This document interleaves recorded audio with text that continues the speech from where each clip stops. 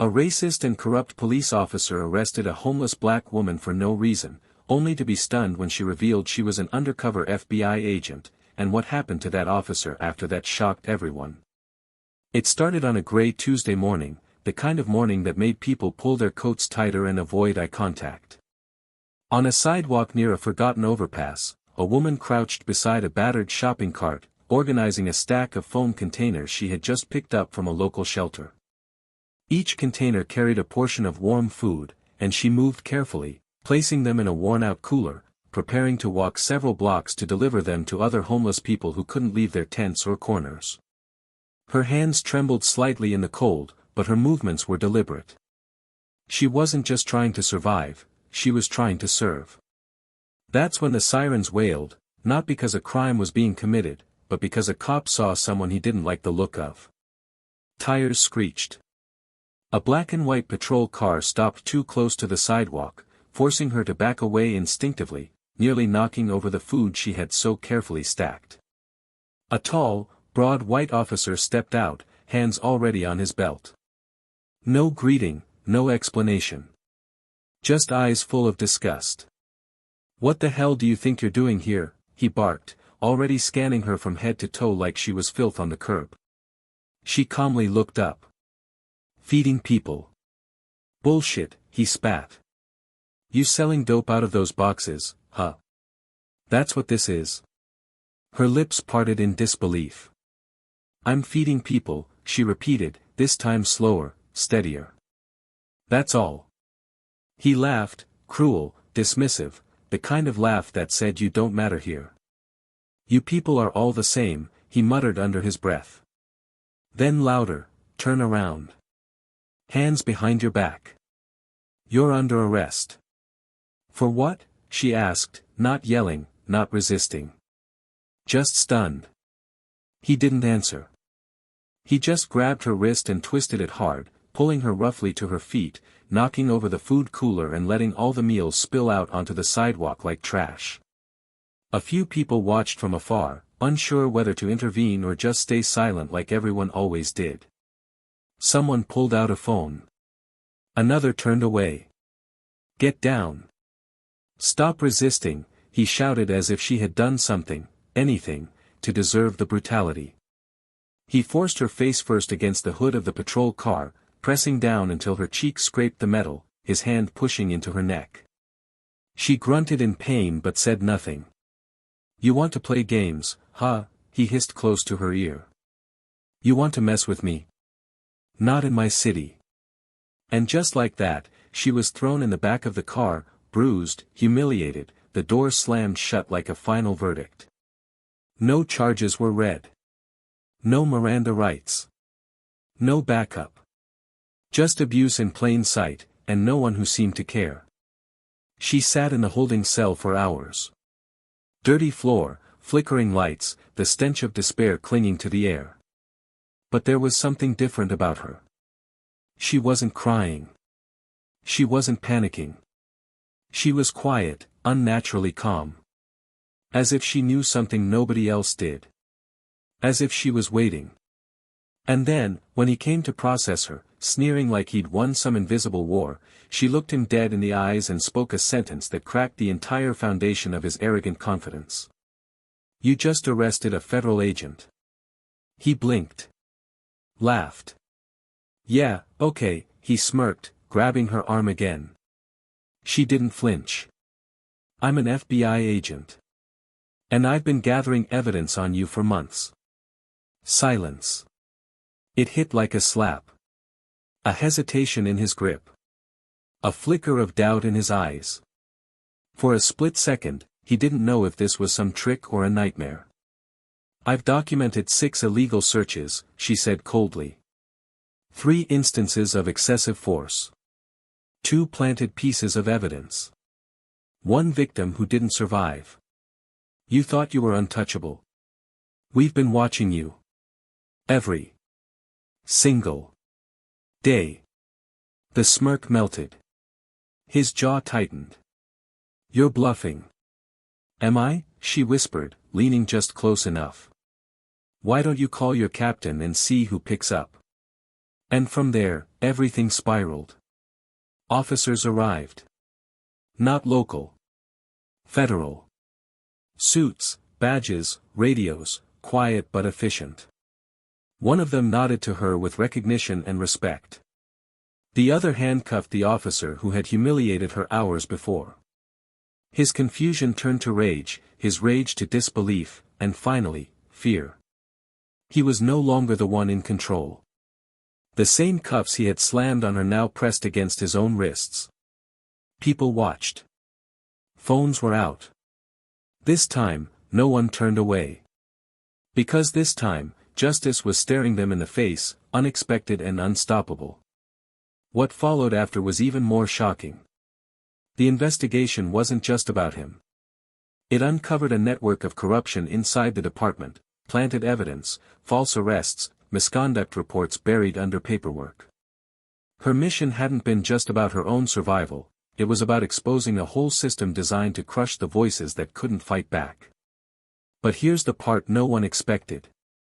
This woman, the one he'd called trash, drug dealer, criminal, wasn't just an agent.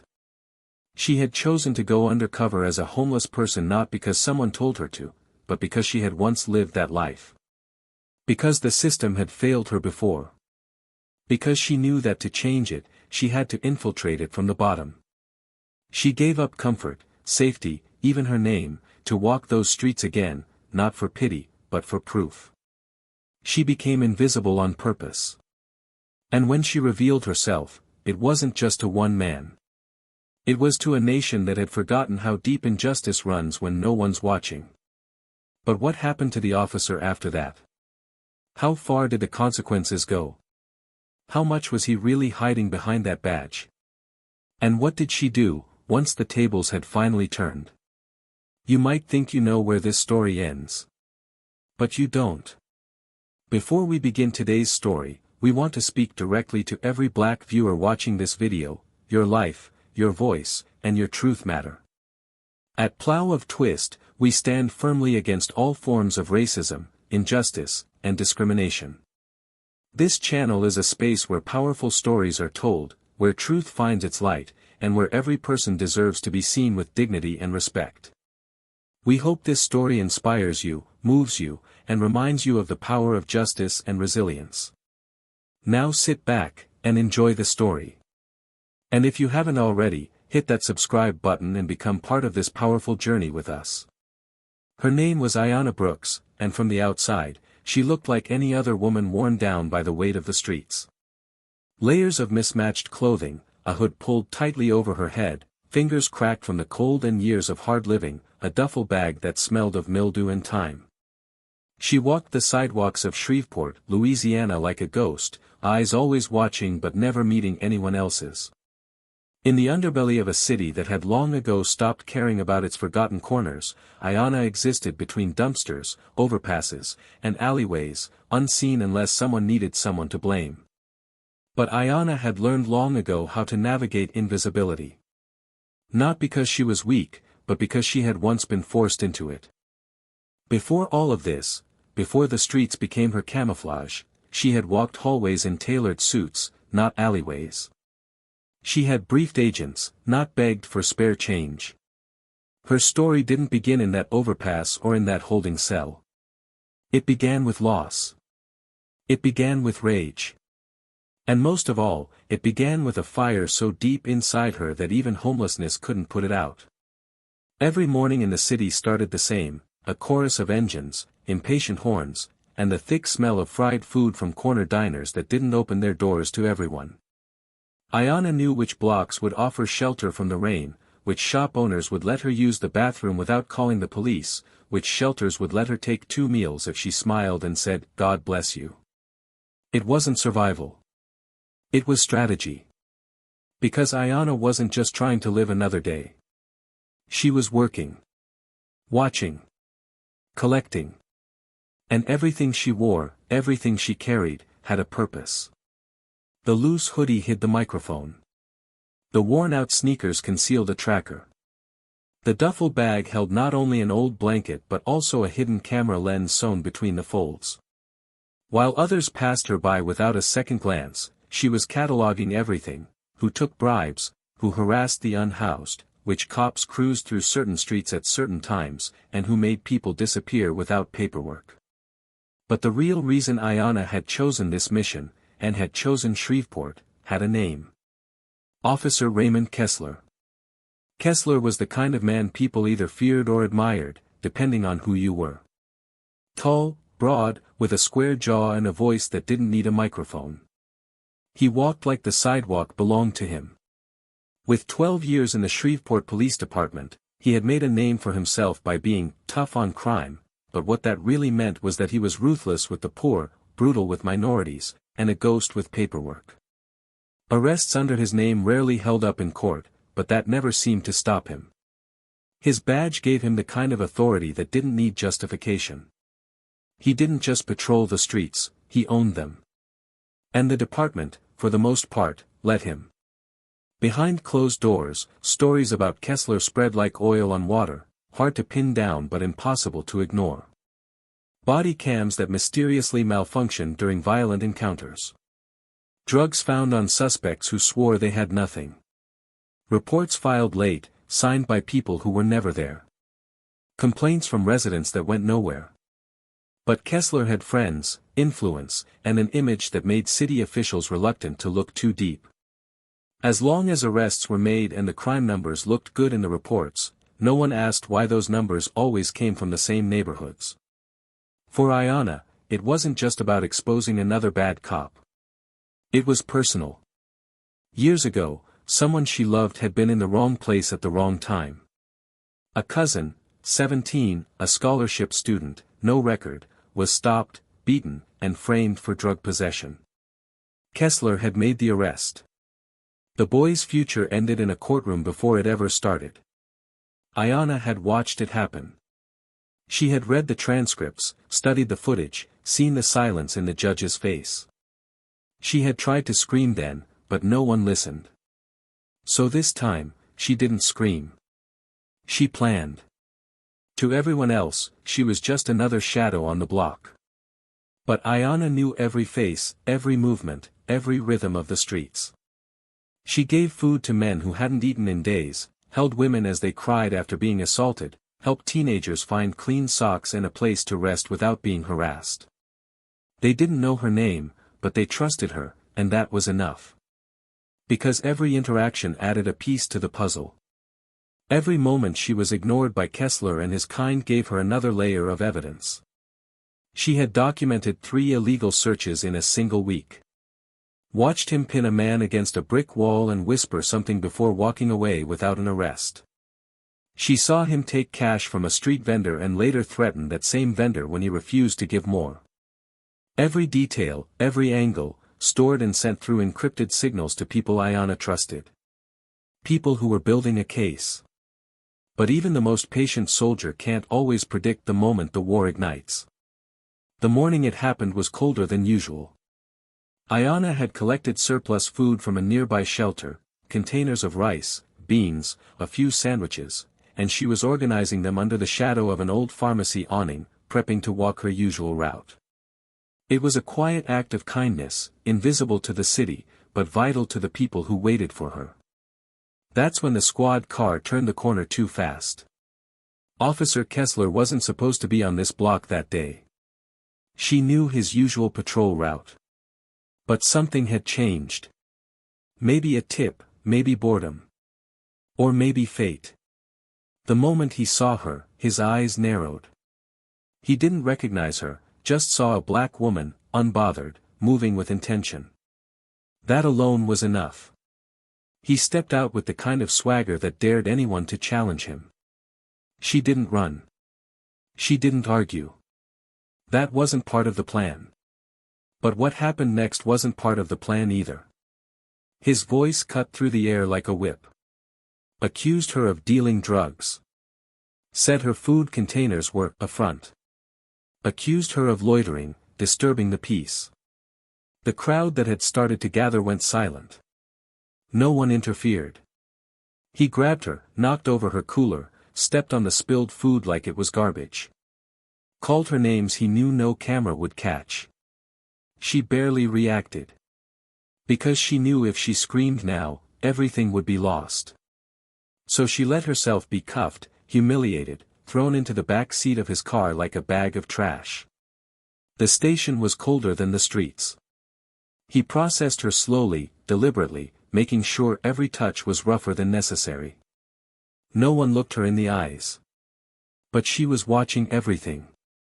And though her wrists ached and her pride was bruised, her mind was sharp. This was the moment everything would start to unravel, not for her, but for him. Because Officer Kessler had just made the biggest mistake of his career. And Ayanna Brooks was about to show a city, and a nation, that being overlooked didn't mean being powerless. That sometimes, justice comes dressed in rags. That sometimes, the most dangerous person in the room is the one you refuse to see. But first, she had to sit. Wait. Let him think he had one. He had no idea he had just walked into his own trap. Now, what happens next will leave you speechless. Ayanna sat in the dim cell with her back against the cold concrete wall, arms folded tightly across her chest not because she was cold, but because it grounded her. She'd learned to master stillness, not just in body but in mind. The fluorescent light above her flickered every few seconds, casting an unsettling rhythm across the room that would have unnerved anyone else, but to her, it was nothing. Her eyes focused not on the cell bars, but inward. Timing was everything now. Patience wasn't just a virtue, it was a weapon. Kessler had made the move she had hoped for, but there was no celebration yet. The mission was far from over. In fact, what came next would require more discipline than anything before. Hours passed. An officer came by with a clipboard and a smirk, asking pointless questions with exaggerated slowness. She answered only what she needed to. He laughed under his breath and walked away muttering something about another one off the street. No one knew yet. Not the department. Not the city. Not even the people Ayanna worked for. That was part of the risk. Undercover assignments like hers didn't come with visible backup. Her team would be watching, yes, but they couldn't interfere, not yet. Her arrest had triggered a silent signal, a red flag that would raise the right alarms. But for now, she was alone. Meanwhile, Officer Kessler was in his element. He walked through the precinct with the arrogance of someone who never had to question his actions. Got another one, he told a fellow officer as he threw his coat on the back of a chair. Caught her slinging hot meals with a side of heroin. These people will try anything. The other officer chuckled without even asking for evidence. That was the culture. No one questioned Kessler because doing so meant asking hard questions about everything, and no one wanted to open that door. Later that evening, while Ayanna was still being processed, Kessler made his way to a local bar a few blocks from the station. A dark place full of off-duty cops and quiet secrets. He ordered a drink, leaned against the counter like a man with nothing to fear.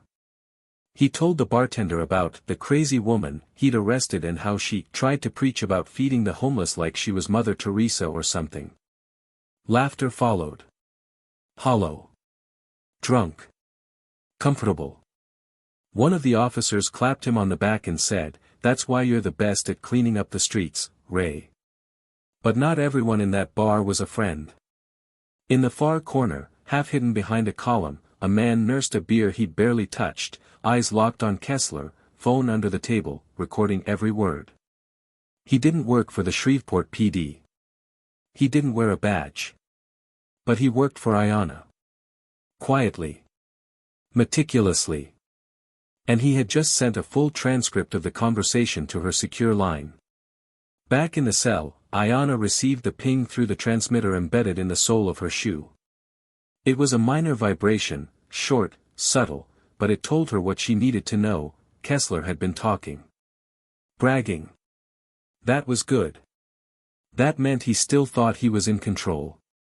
She allowed herself a small breath, then closed her eyes. She knew he'd make mistakes. He always did. The ego would be his undoing. The next morning, the precinct buzzed with routine. Ayanna was still in holding, having refused public defender representation. "I'll wait," she told the officer with the paperwork. He raised an eyebrow but didn't push. In this city, silence from a prisoner was often seen as compliance, not defiance. And that was their first mistake. At the same time, in an office 15 miles across town, 2 federal agents reviewed a case file marked with Kessler's name. Photos, statements, audio logs, all collected over months. Ayanna's work. Her reports had been thorough, backed by data, testimony, video. But the problem was always timing. Making a move too soon would risk exposure.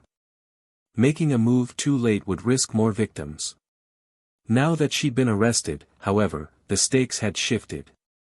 The agents debated whether to act immediately or wait until Ayanna initiated contact. Protocol said wait. Their gut said something bigger was happening. Back in the precinct, Kessler walked past the holding cell and smirked. He stopped in front of Ayanna, arms crossed. "How's the food, sweetheart? Better than what you were handing out?" She didn't move. "Not much of a talker, are you?" "That's fine. You'll be someone's entertainment tonight when we send you downtown." He leaned closer. "Should have stayed quiet and invisible. Like the rest of your people." Her eyes met his. Calm. Dead still. She said nothing. He didn't like that. "You think you're better than the rest of them," he hissed. "Because you had your little charity act. Newsflash, no one gives a damn. Out here, you're either above the law or beneath it. Guess which one you are." The silence between them stretched like a rubber band ready to snap. Then Ayanna slowly stood. Walked to the bars. Looked him in the eyes and said with unwavering calm, "You're gonna regret every word you just said." Kessler laughed, almost too loud. "Is that so?" She leaned slightly closer. "And the worst part? You won't even see it coming." He sneered and walked off, muttering, "Crazy bitch," under his breath. But the discomfort in his shoulders betrayed him. Something about her didn't sit right. Maybe it was the way she didn't flinch. Maybe it was the way she held her ground. Or maybe it was the memory of another complaint he thought had gone away, a woman who filed charges, a case that disappeared, but the feeling remained. Later that day, Ayanna was transferred. Standard procedure, they said. She knew it was coming. The vehicle was unmarked, escorted by 2 uniformed officers who barely looked at her. As she sat in the back seat, hands still bound, she allowed herself a long inhale. She knew the route. Knew the stops. Knew where the cameras would catch the transfer. Every step had been mapped out months before. Halfway through the drive, the car made an unexpected turn. Down a narrow street she hadn't expected. Her heartbeat quickened. Not out of fear, out of calculation. Something wasn't right. The officer driving muttered something about avoiding traffic. But Ayanna knew this wasn't standard. She looked at the rearview mirror. The driver's eyes didn't meet hers. The other officer turned slightly and asked, "You ever think about how easy it is to make someone disappear?" Ayanna's pulse surged. But she didn't react. "Depends who's watching," she said evenly. The officer stared a beat longer, then laughed. "Good answer." The rest of the ride passed in silence. At the station, she was logged without a name. Her file marked, Jane Doe. That was a problem. The feds would only be able to track her through her transmitter, and if the location was scrambled, she could disappear for days. Which is what Kessler was counting on. She could feel it now. This wasn't about justice anymore. It was personal. He wasn't trying to punish her. He was trying to erase her. But what Kessler didn't know, what no one knew, was that Ayanna had prepared for this too. Because undercover agents didn't walk into lions' dens without a plan. Somewhere inside that holding center, she had planted a trigger. A single phrase. A verbal cue embedded in a call. Once said, it would activate a cascade of communications across encrypted channels. Surveillance feeds would go live. The real investigation would begin. So when she picked up the phone during her one call and spoke to what seemed like a lawyer, she ended with, "Tell Ella I won't make it to Sunday dinner." The phrase meant nothing to anyone listening. But in 30 minutes, it would mean everything. And in the next chapter, the man who thought he ran this city would discover just how wrong he'd been. What Ayanna was about to do wouldn't just expose a corrupt cop. It would set fire to the entire system that protected him. Rain began to tap lightly against the windows of the intake room as Ayanna sat still, wrists bruised, body aching, but mind razor-sharp. The cold fluorescent light buzzed above her, casting long shadows over the desk where a tired officer shuffled paperwork, unaware that history was quietly rearranging itself in the building around him. Outside, the world moved normally. Inside, something seismic was beginning to shift. Because in a small room 2 floors up, a red light began to blink on a secure surveillance screen, the signal. Sunday dinner had been said. The operation had been activated. Agent Daniels, sitting behind a thick glass wall in a federal van parked across the street, straightened in his chair. The feed from Ayanna's transmitter was live. Her voice, calm and controlled, had confirmed everything. No panic, no begging, no hesitation. Just the code. That was enough. He gave a single nod to the tech beside him, who immediately opened a secure line. "We move in 30, he said, voice level. "No uniforms. We go quiet." Inside the detention center, Officer Kessler strutted through the hall like nothing had changed. To him, Ayanna was just another tick on his record, another body in a cage no one would question. But something gnawed at him now. A whisper in his chest. Her words echoed back stronger than he'd expected. "You're gonna regret every word you just said." He had laughed at first. But something about her didn't fit. The silence. The way she watched everything. That calm. It wasn't fear. It was confidence.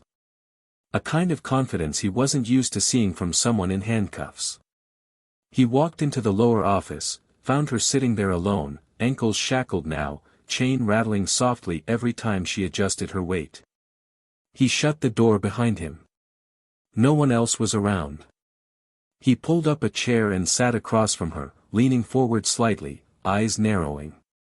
"You think you've won something, don't you?" Ayanna didn't blink. He smirked, trying to maintain the upper hand. "You look like you're waiting for something. But I hate to break it to you, sweetheart. No one's coming for you. You're just another mouth to feed in here. And when you finally get your hearing, if you get it, nobody's gonna care what you have to say." Her voice came steady, low. "You've been watched for a long time, Raymond." His face stiffened. She hadn't called him officer. She hadn't stumbled. She used his name like she owned it. "Excuse me," he said, his tone tightening. She leaned forward, her eyes locked on his. "You remember Marcus Talbot? 16 years old. Picked up for possession. No record. Had a full ride to Louisiana Tech."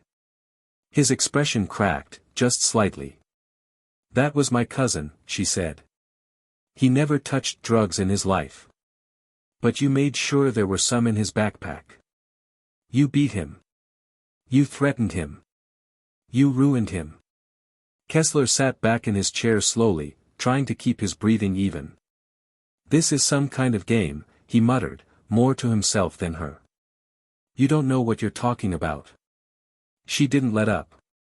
"I joined the bureau because of you. I worked for 6 years to get assigned to this case. I lived on the street for 9 months. 9 months in shelters and alleyways. I watched you. I documented every illegal stop. Every bribe. Every punch you threw when no cameras were on. I know what you've done." Kessler stood abruptly, knocking the chair backward. "You think anyone's gonna believe you?" She gave him a long, steady look. They already do. Silence. A moment that stretched so tight it could snap. Then the door opened. Two men in suits stepped inside. No hesitation. One flashed a badge. Agent Brooks, you're being extracted. Effective immediately. Kessler spun. What the hell is this? The taller agent turned to him. You need to step back, sir. She's under arrest, he barked. She's a suspect, no, the other agent said coolly, she's your handler. Kessler froze. Ayanna stood now, slowly, with the calmness of someone finally shedding a skin that had grown too tight. One of the agents unshackled her wrists, then her ankles. She didn't move fast. Didn't gloat. Just turned to face him fully. Say hello to the Federal Task Force, she said quietly. They've been reading your file since the moment you booked me. His mouth opened, but no words came. The agents began speaking into radios, voices low but purposeful. Across the building, quiet men and women with earpieces and sealed folders began moving into place. Kessler stumbled backward out of the room, pale. His breath short. His reality unraveling in real time. By the time Ayanna stepped into the hallway, everything had changed. Uniformed officers were being quietly separated. A few asked questions. Others stayed silent. One lieutenant stepped forward, trying to demand answers, but the federal agents had warrants. Badges. Paperwork with names. Surveillance logs. Testimonies. The truth didn't need to scream. It just walked in with confidence and evidence. Kessler tried to leave through the back exit, but he was met by two agents and a camera crew. Someone from the local news had received an anonymous tip, time, place, reason. By the time the camera was rolling, Kessler's arms were behind his back, and the cuffs were not coming off. You can't do this, he said, voice shaking now. Ayanna watched from across the hallway. Her face unreadable. You planted it, he spat. You set me up. She tilted her head, almost amused. You gave me everything I needed. I just waited. In the chaos that followed, Ayanna remained still. People began to realize what had happened. Whispers turned into gasps. Officers who had always looked the other way were now sweating under the weight of silence they'd kept. Supervisors pulled aside. Desks emptied. Files seized. No one was safe. The sting wasn't just about Kessler. It was about the network. About the people who protected him. About the system that rewarded him. Ayanna's team knew this wasn't about one man. It was about a culture. And now, that culture was being dismantled brick by brick. But what hit Kessler hardest wasn't the arrest. It wasn't the agents or the charges. It was the realization that the woman he had mocked, ridiculed, and crushed under his boot had orchestrated every second of his downfall. He turned to her one last time as he was led outside into the flashing lights of waiting cameras. Why me? He asked, voice hoarse. Ayanna stepped closer, not for vengeance, but clarity. Because you never thought anyone would see you. Because you thought power made you untouchable. And because I remember what it felt like when you destroyed someone who couldn't fight back. I made sure no one else would have to feel that again. And with that, she turned away, not triumphant, not vengeful, just resolute. The storm outside had turned into a steady downpour now, washing the city clean, at least for a while. But the real cleansing had already begun. And what came next, would echo far beyond that building. The rain had turned from a soft drizzle into a steady, soaking rhythm by the time Kessler was pushed into the back of the black SUV. His wet hair stuck to his forehead, his uniform clung uncomfortably to his skin, and his wrists throbbed from the cold bite of the handcuffs. The agent seated on either side of him said nothing. There was no conversation, no small talk, no last-minute chance to explain himself. Just silence. Heavy, suffocating silence. Outside the vehicle, flashbulbs from cameras burst through the gray haze, catching fragments of his face, eyes wide, mouth clenched, a man no longer feared, but exposed. One officer in the precinct lobby tried to look away. Another simply stared as if trying to understand how this had happened. But none of them stepped forward. No one offered help. The moment he had always controlled had shifted completely without his permission. Inside the federal van parked 3 vehicles behind, Ayanna sat without speaking. Her body was wrapped in a black windbreaker now, her badge clipped visibly to her waist. Her hair was clean, her posture straight, but the bruises on her wrists were still fresh. She watched the scene unfold through the rain-covered glass, and though her hands didn't shake, her breath came slowly, deliberately. She didn't want revenge. That had never been the goal. But this moment, this precise moment of reckoning, was one she had carried in her mind for years, replayed it on sleepless nights, imagined it in courtrooms and interrogation rooms and lonely bus stations. And now it was real. It didn't feel like victory. It felt like truth. The car door opened and Agent Daniels climbed in, his coat soaked and face stern. He sat across from her, handed her a warm coffee, and looked her in the eyes. "You okay?" he asked, the first words anyone had spoken to her directly since the operation began. She nodded, then took a sip, the heat catching in her throat. "The media's going to twist this 1,000 ways," he added. "You sure you want to be the face of it?"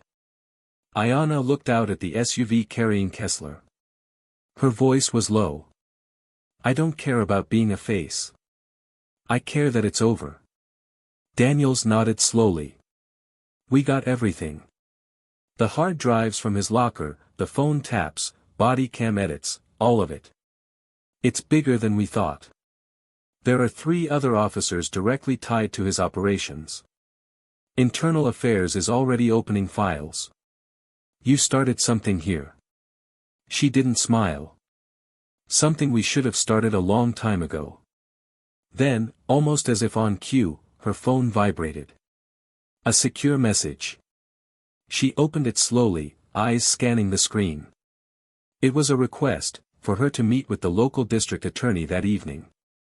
The message was short but loaded: "He wants you in the room for the indictments." She exhaled through her nose, pocketed the phone, and nodded at Daniels. "Let's finish it." Later that night, in a narrow office lined with old law books and flickering overhead lights, Ayanna stood across from the district attorney, a tall, weathered black man named Reuben Kane who had spent 3 decades pushing paper uphill in a city that barely noticed when it crushed its own.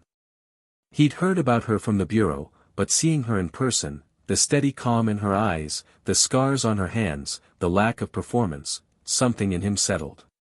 "You were inside all this time," he said quietly, not a question but an acknowledgement. Ayanna met his gaze and said nothing. He opened a folder, flipping through pages of the report. Names, times, surveillance transcripts. Her name appeared on nearly every page. He looked up. "There's gonna be pushback. You know that, right? Appeals. Pressure from the union. Public confusion. This isn't just one man. It's a system." "I'm not confused," she said, her voice flat. "Let them come." Kane nodded, then tapped the folder. "The indictments are strong. Stronger than I expected. Your work, it's surgical. But it's also personal. You want to testify?" Ayanna paused. Then she said quietly, "I want to tell the truth." Kane watched her for a moment, then stood and extended a hand. "Then we make sure the city hears it." That same night, Kessler sat in a gray room with a metal table, chain around his ankle, 2 federal agents across from him and a monitor displaying lines of his own words, pulled from calls and body cams he thought had been erased. His lawyer hadn't arrived yet. The agents weren't waiting. "You know what this is," the taller one said. "We're not here to negotiate. We're here to explain what happens next." Kessler leaned back, face pale. "You think you can bury me with recordings and fake stories?" The other agent slid a manila folder across the table. Inside were photos. Witness statements. Bank deposits that didn't match his paychecks. Records of disciplinary complaints he thought had vanished. "You buried yourself," the agent said. Kessler looked at the evidence like it was in another language. He opened his mouth, then closed it. A full minute passed. Then he leaned forward, voice hoarse. "She did this. That bitch set me up." The taller agent smiled thinly. "No. She exposed you. There's a difference." In the following days, the headlines exploded. Local hero or hidden enemy? Officer exposed by undercover FBI agent, systemic corruption uncovered in Shreveport PD. Some praised her. Others doubted. Interviews aired. Journalists dug through old records. Protesters marched. Politicians scrambled to distance themselves. But Ayanna kept her distance. She didn't do interviews. She didn't attend rallies. She spent her time compiling the rest of her reports, meeting with lawyers, victims, families. One morning, a mother knocked on her door, holding a photo of her son. 17. Arrested. Convicted. Now gone. She didn't ask for anything. She just cried. Ayanna held her without speaking. They sat on the edge of the couch for nearly an hour in silence, the weight of everything suspended between them like fog. That night, Ayanna stood alone on the same street corner where it had all started. Her old duffel was gone. Her coat was new. But the rain felt familiar. The faces were the same. People still slept in the same doorways. Nothing around her had changed. But the silence felt different now. Less cruel. More aware. A man passed by and stopped. He looked at her carefully. "You're her, right? The one from the news?" She nodded, unsure if he'd say more. He simply said, "Thank you," and kept walking. She stood there for a long time, watching the city exhale. And somewhere deep inside, she did too. But this wasn't closure. This was the beginning of something else. Something bigger. Because once you've been invisible long enough to see everything, you can never pretend not to see again. Ayanna sat before the inquiry panel in a closed federal courtroom, her hands folded neatly on the polished table, the atmosphere so quiet it felt suspended in glass. The three members of the committee were high-ranking officials, clean suits, sterile language, the kind of people who measured justice in procedure, not experience. Behind them was a wall of files, thick binders detailing the full breadth of her operation, evidence catalogued meticulously, timestamps, audio clips, chain-of-command memos, community statements, disciplinary records of those exposed, and her undercover logs handwritten during long, cold nights beneath freeway overpasses. Everything about the moment should have felt like closure. But as she looked into the eyes of the people in that room, she realized that justice wasn't only about consequence, it was about who got to define what justice meant. One of the panelists leaned forward slightly, tapping a pen on the file's edge. His voice was level, clinical. "Agent Brooks, while we commend the impact of your operation, there are concerns regarding the methods employed. You operated outside the pre-approved procedural timeline. You withheld live location data. You maintained deep cover longer than sanctioned by your supervisor. Do you feel your personal motivations influenced your professional conduct?" Ayanna didn't flinch. "I believe justice doesn't always wait for bureaucracy to catch up. I operated within the law. I collected evidence admissible in court. I didn't break protocol, I worked around its limitations." Another panelist, a woman with gray streaks in her hair and eyes that hinted at a buried empathy, spoke more softly. "Your cousin's case is officially under review. It's not lost on us what that connection must have meant to you. But you understand that if your personal attachment had compromised objectivity, this entire case could have collapsed. It's a fine line." Ayanna met her gaze and held it. That line already collapsed the moment no one else stepped forward to draw it. They sat in silence for a long beat. The truth, it seemed, was not in dispute, it was the method, the fact that Ayanna had forced the system to act instead of waiting for it to decide when it felt ready. There was admiration in their eyes, but hesitation too. She wasn't just a whistleblower. She had become a symbol, and symbols made people nervous. As the session adjourned, Ayanna stepped outside into the narrow hallway lined with marble columns. The click of her shoes echoed under the vaulted ceiling as she walked slowly, shoulders tense. Daniels met her at the far end, a coffee in his hand, the look on his face unreadable. "They're not sure what to do with you," he said with a faint, ironic smile. "You embarrassed a lot of people who'd gotten comfortable." She took the coffee, exhaled. "That's not my problem." "No," he nodded. "But it's going to become your responsibility." Outside the building, the city was still buzzing. The indictment of Kessler and the officers tied to him had triggered a storm of responses across the country. Protests erupted in cities beyond Shreveport. Lawsuits were being refiled. Cases previously closed under suspicion of misconduct were reopened. But with progress came retaliation. Some media outlets branded her a traitor to the batch. Others painted her as a hero rewriting the rules. Online forums debated her identity like she was a character in a story rather than a woman who had risked everything to expose a truth everyone else had refused to see. She received dozens of emails daily, from mothers, sons, ex-officers, former convicts, even anonymous members of other departments. Some thanked her. Some warned her to stay quiet. Some begged her to help their cities too. And in the middle of it all, Ayanna found herself standing on a moral fault line. Was this justice, or vengeance? Had she gone too far, or had she not gone far enough? She walked the city now as someone known. She couldn't slip between shadows anymore. People approached her with questions, gratitude, pain. One afternoon, a woman approached her while she was leaving a grocery store. She looked tired, holding a child by the hand. Her voice cracked when she spoke. "They took my brother 3 years ago. Said he resisted arrest.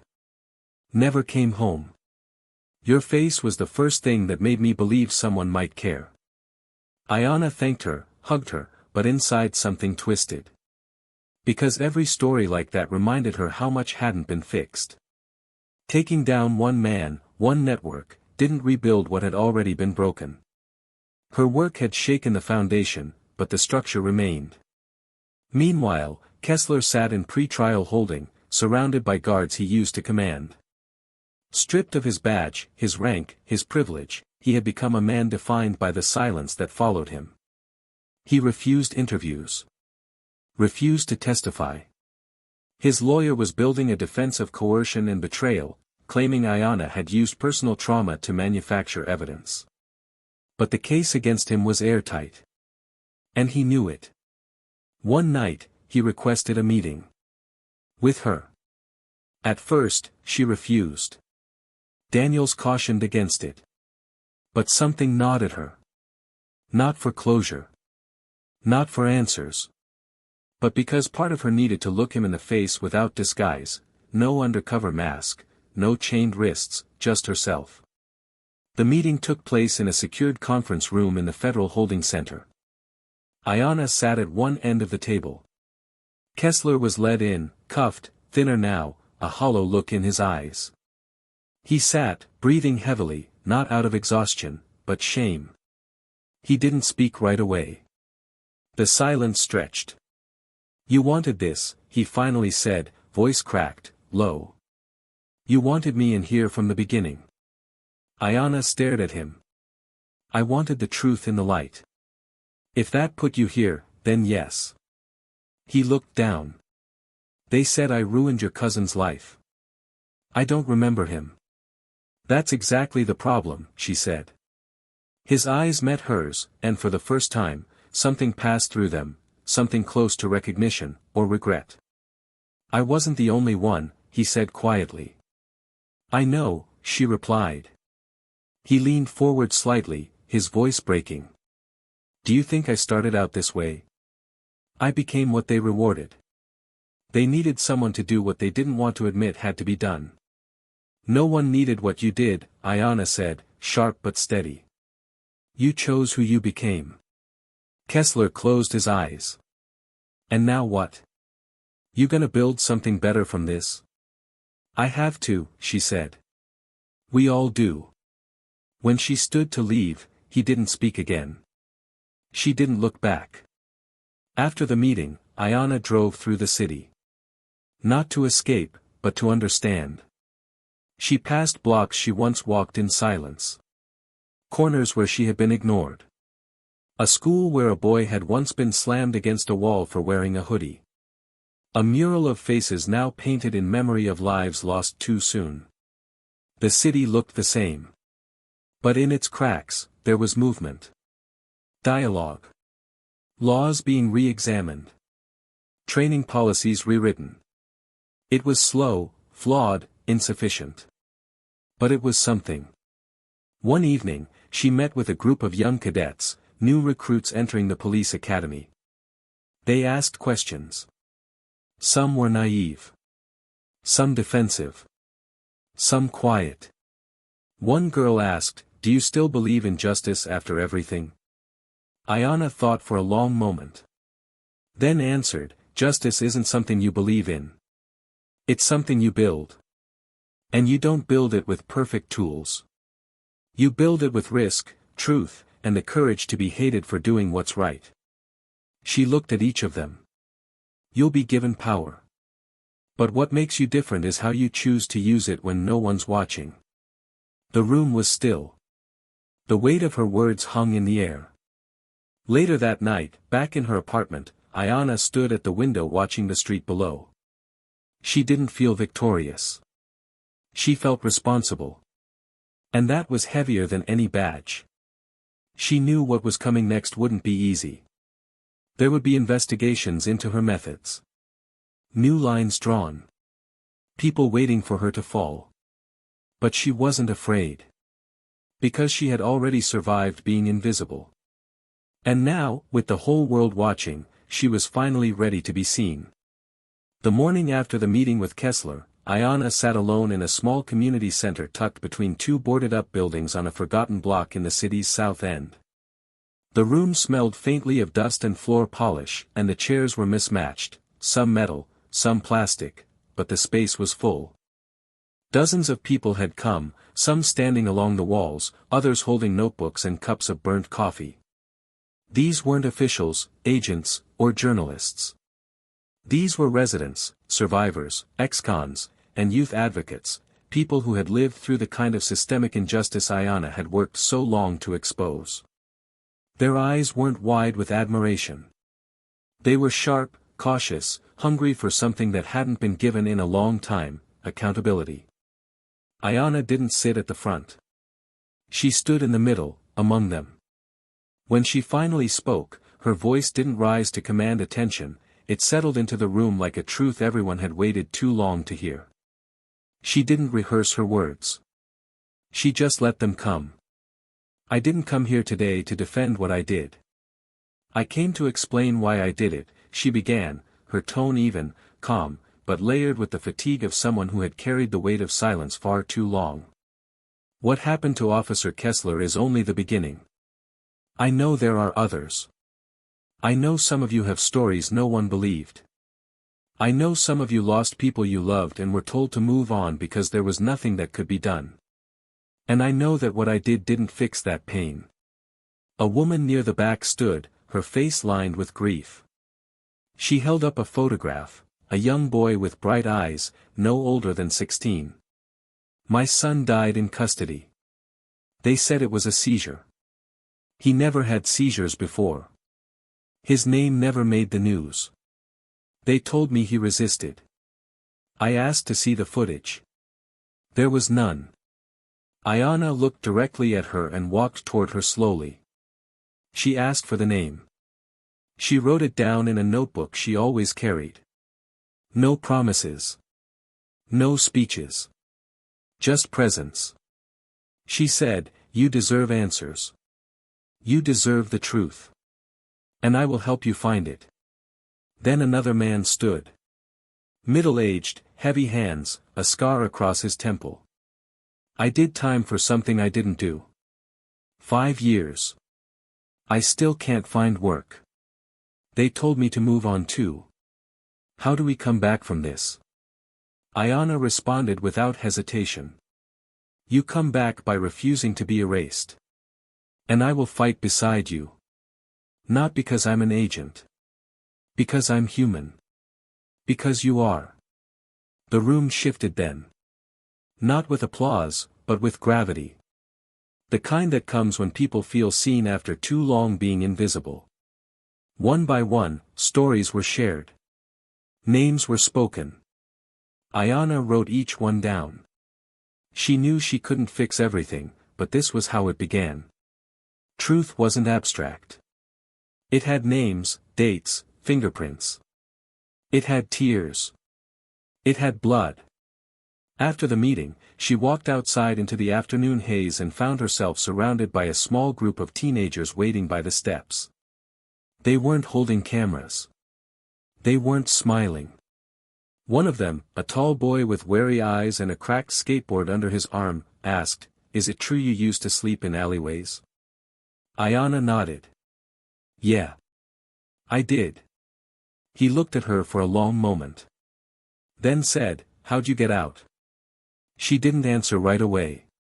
Then quietly, "I stopped letting them tell me who I was." He studied her face, then nodded once. "That's hard." She smiled, soft and tired. "It's supposed to be." That evening, Ayanna returned to the bureau's local field office. Daniels met her in the hallway with a file in his hand. "There's heat coming," he said, walking beside her. "The union's threatening to sue.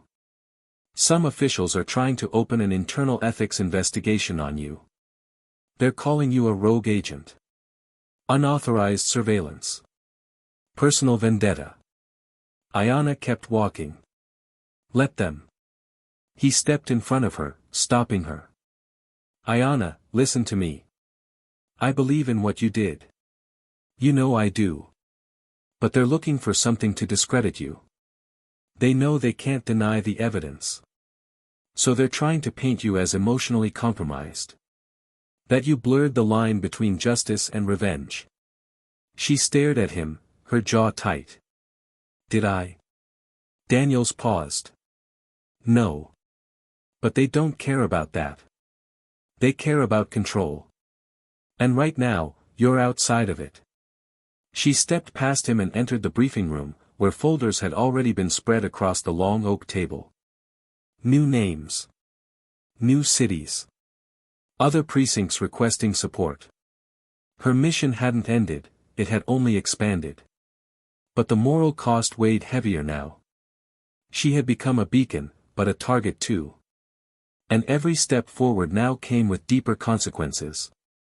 She worked late into the night, compiling data, reviewing logs, issuing confidential support to cases in cities with similar reports of police abuse. But as the clock pushed past midnight, Ayanna stepped into the empty break room and sat alone for the first time all day. Her phone buzzed. A voicemail. She listened. It was from a young woman. Her voice shaky, raw. "Agent Brooks. I don't know if this is even the right number. My brother, they said he had a weapon. He didn't. I don't have proof. But I saw what you did. Thank you. Please don't stop." Ayanna set the phone down and let the silence wash over her. The praise wasn't comforting. It felt like weight. Because now she had to keep going, not because she wanted to, but because there was no one else positioned to do what she had done. The next day, the ethics board announced they would open a review of Ayanna's methods. It was procedural, they said. Not an accusation. But the implication was clear. She had challenged too many powerful people. And now they would push back. Daniels entered her office, fuming. "You expose a criminal ring, rebuild community trust, and they come at you with a clipboard and a damn pen. Ayanna didn't flinch. It means they're scared. You shouldn't have to defend yourself for doing the right thing, he snapped. She looked at him with quiet resolve. They're not accusing me of doing the wrong thing. They're accusing me of not asking permission. Later that week, Ayanna was called to testify before a congressional committee.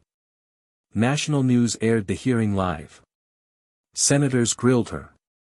Some praised her courage. Others questioned her loyalty to law enforcement.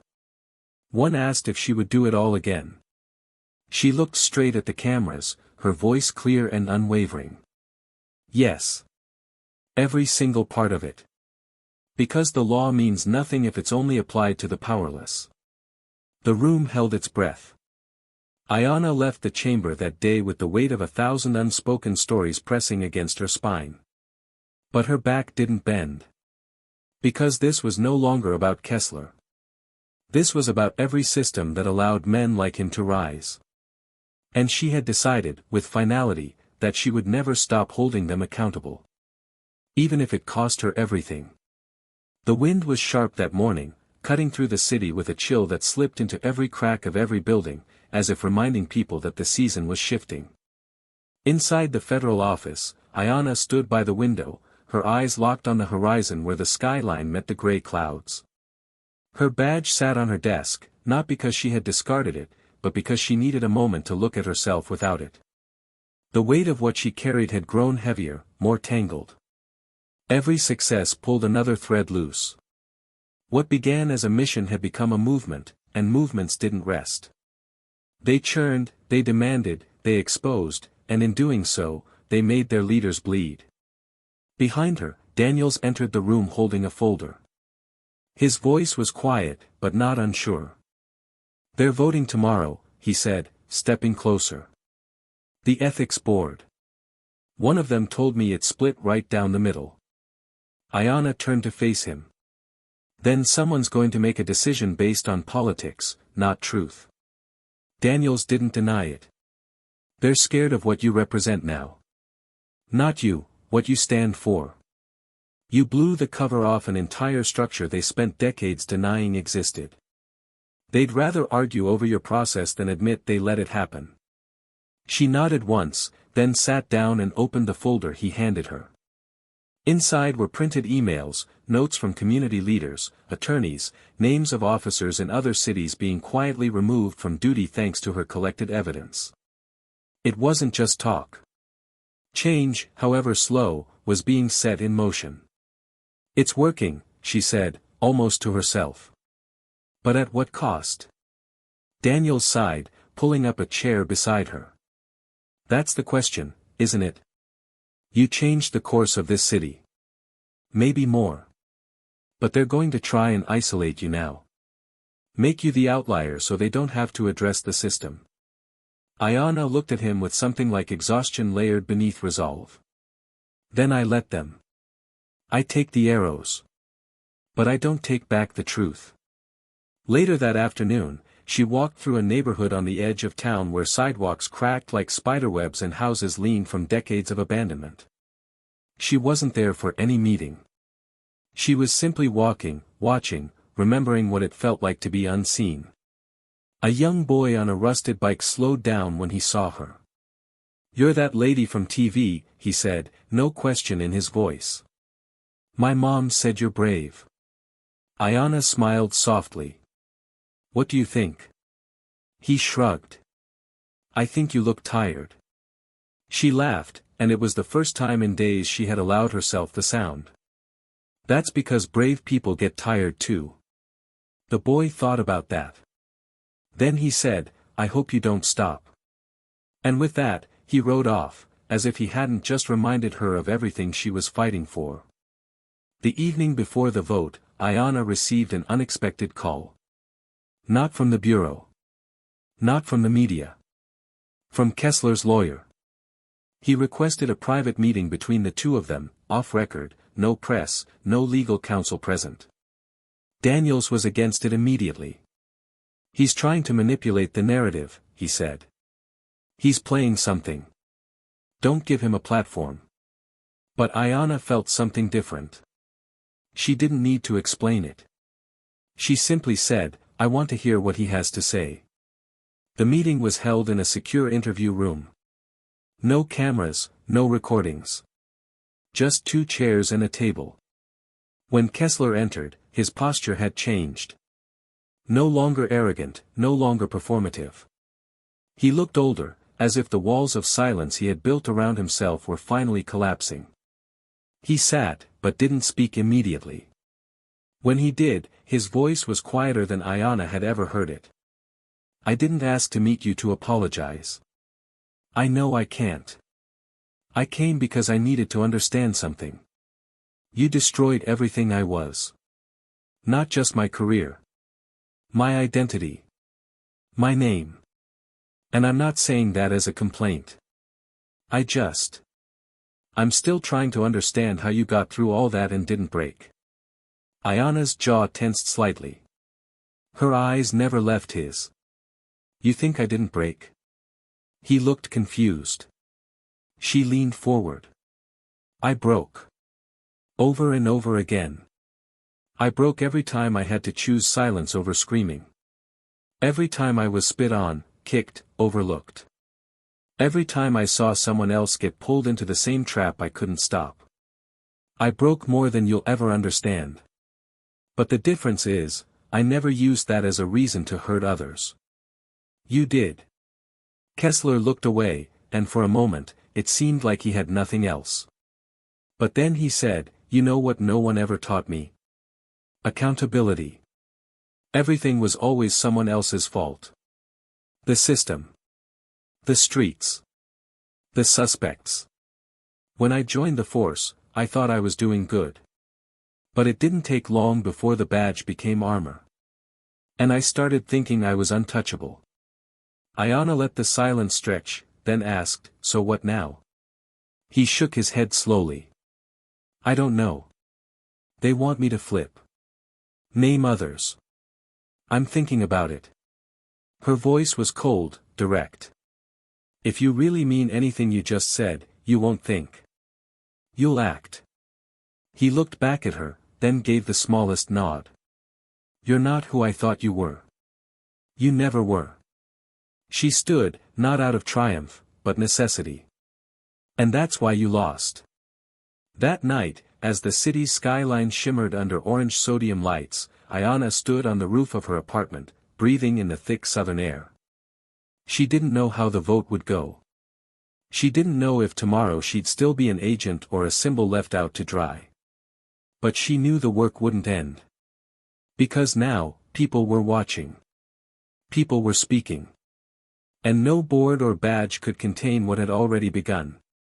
She received one last message before going inside. It was a video, recorded by a mother whose son had once been arrested and brutalized by officers later linked to Kessler. In the video, the boy stood next to his mother, holding a sign that read, "We see you, Ayanna." The boy didn't say anything. He just held the sign and smiled, like he knew that someone had finally fought for people like him. Ayanna watched the video twice. Then turned off the light. Tomorrow would come. And she'd be ready. The vote came at 9:03 a.m. sharp. The decision was read in a closed chamber, with only senior officials present, but Ayanna already knew the outcome before the verdict was spoken. Her name would remain in the bureau system, but not attached to any active field unit. They called it a restructuring, a diplomatic term to quietly move her out of operational space without firing her. She would retain her clearance, her title, and her pension. But her badge, her access to the work she had built with grit and truth, was being shelved. Daniels delivered the news with the weight of a brother, standing in her office with a paper in his hand and fury behind his eyes. "You were right," he said, barely able to control his voice, "but being right doesn't protect you from the politics." Ayanna looked at him, then at the city beyond the window. "They didn't end my work," she said softly, "they only freed me to do it my way." By the end of the week, Ayanna submitted her resignation letter. She didn't do it in anger. She did it with intention. Her final act as an agent was to sign off on the release of over 30 internal memos to the Justice Department, linking misconduct across 5 precincts and requesting full federal review. It was her last move from the inside, but not the end of her mission. Within days, news outlets picked up the story. Not just about Kessler. Not just about the corruption.